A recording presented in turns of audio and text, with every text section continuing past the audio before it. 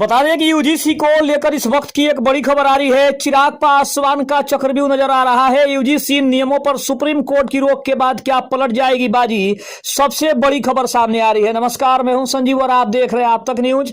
अगर आप हमारे चैनल पर नए हैं तो चैनल को जरूर सब्सक्राइब कर ले। आपको बता दें कि इस वक्त एक बड़ी खबर सामने आ रही है। सुप्रीम कोर्ट के फैसले से असहमति दिख रही है। चिराग पासवान ने सुप्रीम कोर्ट द्वारा अनुसूचित जाति और अनुसूचित जनजाति के भीतर जो बड़ी कवायद दिख रही थी और जो 29 जनवरी 2026 को विश्वविद्यालय अनुदान आयोग यानी यूजीसी के इक्विटी रेगुलेशन 2026 के क्रियान्वयन पर रोक लगा दी है। सुप्रीम कोर्ट ने इस मामले में केंद्र सरकार और यूजीसी को नोटिस जारी करके इसके लिए पूरा जवाब मांगा है। सुप्रीम कोर्ट की कुछ प्रमुख टिप्पणियां सामने आ रही है। नियमों में स्पष्टता को लेकर चीफ जस्टिस सूर्यकांत और जस्टिस जयमाल्या बागची की बेंच ने कहा है कि नए नियमों की भाषा, विशेषकर रेगुलेशन 3C जो जाति आधारित भेदभाव को परिभाषित करता है, काफी अस्पष्ट है। उन्होंने कहा कि इससे दुरुपयोग का खतरा बढ़ जा रहा है। अदालत ने चिंता जताई कि नियमों का गलत इस्तेमाल हो सकता है और ये समाज में विभाजन पैदा करने की क्षमता रखते हैं। वहीं अगर बात करें तो समावेशी वातावरण की आवश्यकता है। कोर्ट ने कहा है कि वे शिक्षण संस्थानों में एक मुक्त, न्याय संगत और समावेशी माहौल चाहते हैं और संस्थान भारत की एकता को प्रतिबिंबित करने वाले होने चाहिए।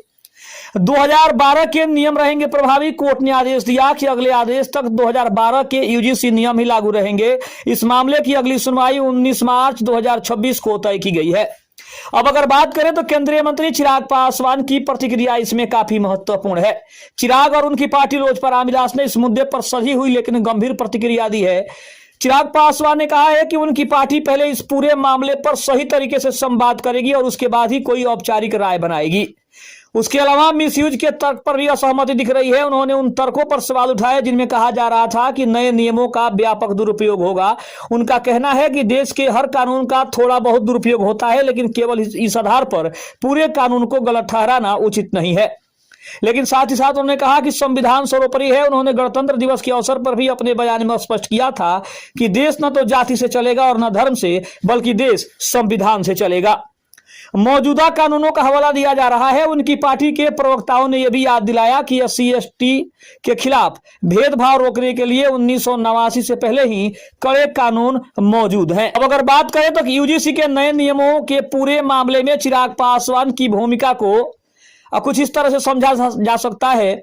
सरकार के भीतर दलित और पिछड़ा वर्ग की मजबूत आवाज।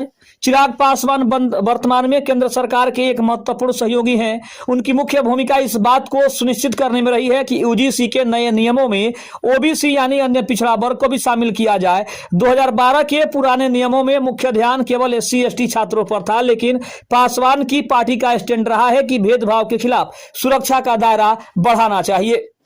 वहीं जब इन नियमों के दुरुपयोग को लेकर आलोचना शुरू हुई तब चिराग पासवान ने खुलकर इन नियमों का बचाव किया। उनका तर्क था कि किसी कानून के दुरुपयोग के डर से उस कानून को ही रोक देना सरासर गलत है। वे इस बात पर अड़े रहे कि शैक्षणिक संस्थानों में समानता लाने के लिए कड़े कानून की सख्त जरूरत है। लेकिन उनकी पार्टी इस बात को मानती है कि अदालत का फैसला सर्वोपरि है और अदालत के फैसले का वो पूरी तरीके से सम्मान करते हैं।